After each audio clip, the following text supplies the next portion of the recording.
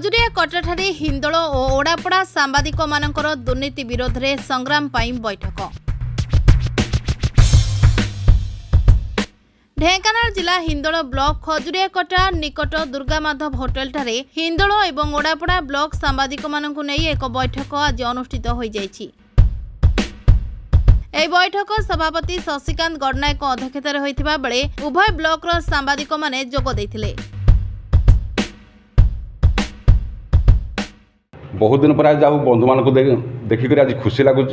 आम पिला बर्तमान समस्ते अनुभव कर एकाठी न रही सबकिछ असुविधा हे। तेणु समस्ते गोटे एकात सूत्र सब बांधि आज बस आगामी दिन में मीटिंग हम।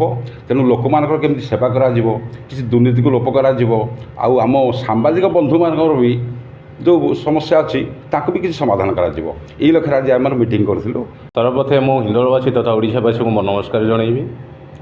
जहा हो आज एक सौभाग्यर दिवस आमे जे कि हिंदोल ओडापड़ा कर्मजीवी सांबादिक संघर समस्त कर्मकर्ता एकाठी होइछु। गोटे बंधुमेलन आयोजन करा जाइछि।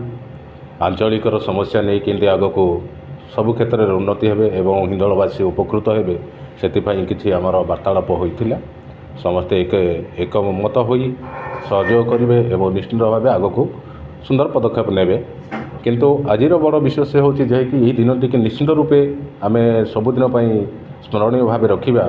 जेहेतु आज आम समस्ते सांबादिक बंधु मैंने एकत्रित होती खजुरिया कटा स्थित होटेल दुर्गा माधव रे आगामी दिन में एकत्रित हवा एवं अंचलवासी सहयोग आम एकत्र काम करवा।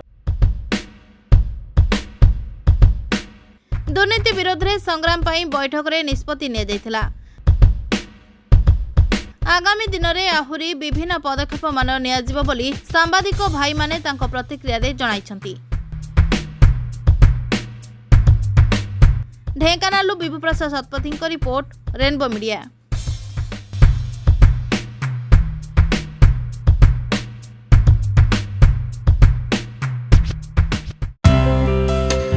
Please watch current updates in Rainbow Digital. Stay logged in www.rainbowadisha.com